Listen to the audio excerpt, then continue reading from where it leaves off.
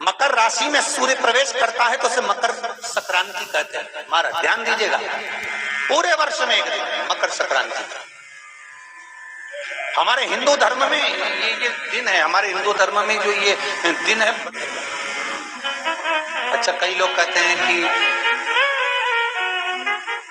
सूर्य के उत्तरायण का क्रम है, ये क्रम है, ये पूजन का क्रम है, तिल्ली के लड्डू का क्रम है, लड्डू बना लो तिल्ली का, इसका क्रम है। पर अगर स्कंद पुराण उठाओ तो स्कंद पुराण में अगर मकर संक्रांति के क्रम को यदि पढ़ोगे तो मालूम पड़ेगा कि पूरे वर्ष में एक दिन ऐसा था जिस दिन भगवान शिव और नारायण ये दोनों, इसलिए आज भी हिंदू धर्म में गुड़ के लड्डू तिल्ली के साथ मिलाते हैं। क्यों?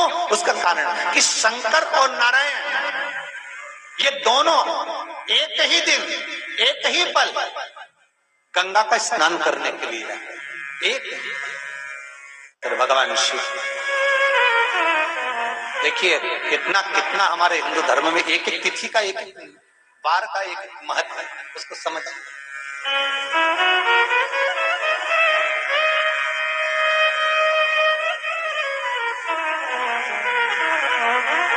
माता लक्ष्मी, भगवान नारायण और भगवान शिव को स्नान के लिए गुप्त रूप से झांकती है।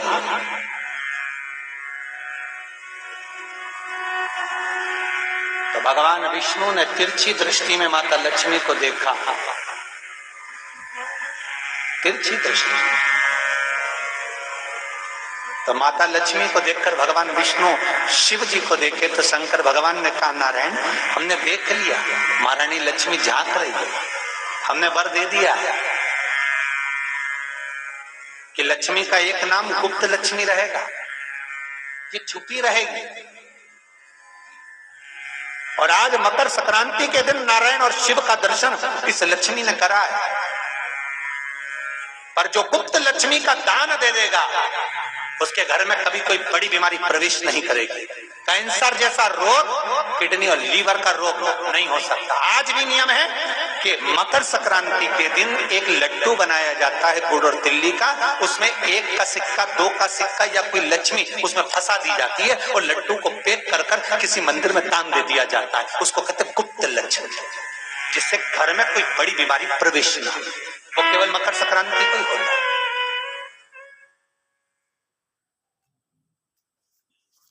अग्नि पुराण में कि मकर संक्रांति के दिन जब सूर्य उत्तरायण भाव में प्रवेश करे, मकर में जावे, उस समय पर देवऋषि नारद तुम्हारे मुख से अगर 14 बार भगवान के नाम का दान 14 जीवों को दे आओगे तो किसी भी देवता के पास जाओगे, तुम्हें परमिशन की जरूरत नहीं पड़ेगी, तुम डायरेक्ट प्रवेश कर जाओगे। डायरेक्ट।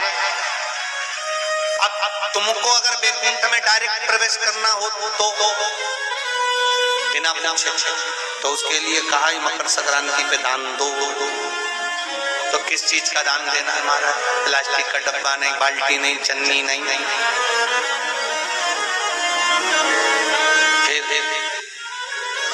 किस चीज का दान? तो कहा अगर देवर्षि नारद आप दान दे रहे हो तो 14 नाम का दान दीजिए, 14 जीवों को नाम का दान दे दो। भगवान के नाम का राज नहीं जा सकता। हम रोज गंगा, यमुना, सरस्वती का स्नान करने के लिए प्रयागराज नहीं जा सकते, त्रिवेणी स्नान के लिए।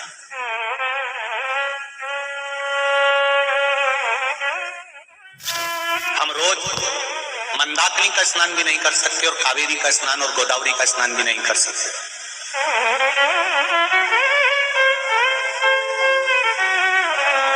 तुमरुका जी ने चंचुला देवी से कहा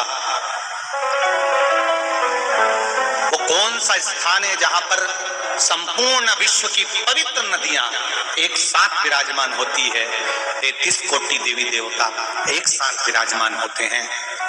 ऐसी पवित्र भूमि का स्थान हमको बताया जाए। पवित्र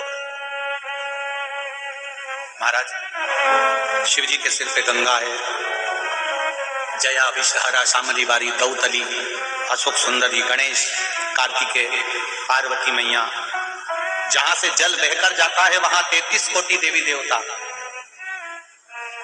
शिवलिंग पे से समझिएगा जरा सरलता में, ये शिवलिंग, ये जलाधारी, ये पानी यहां से नीचे गिरकर फिर उधर जा रहा है, यहां से नीचे गिरा है फिर उधर जा रहा है। शिवलिंग पे से जल नीचे जितनी दूरी पर गिरता है उतनी दूरी में विश्व की सारी पवित्र नदियां आकर विराजमान हो जाती है, विश्व की सारी पवित्र नदियां।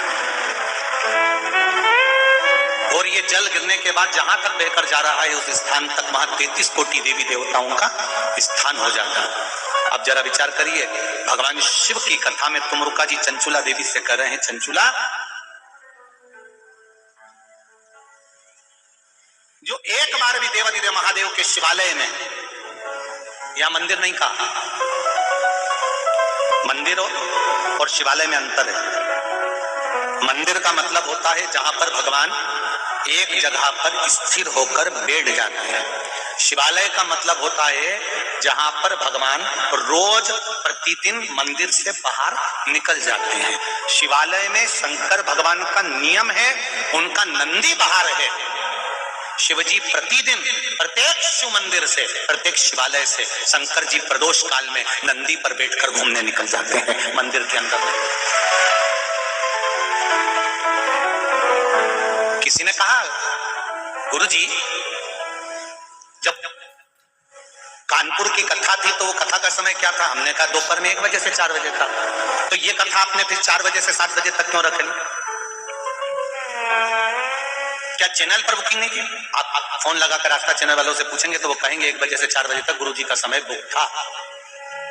पर माघ का महीना, संक्रांति का पर्व, तो मन में आया कि प्रदोष काल में कथा कभी नहीं करी, एक बार माघ महीने में ये प्रदोष काल की कथा, जीवन का एक आनंद, प्रदोष काल।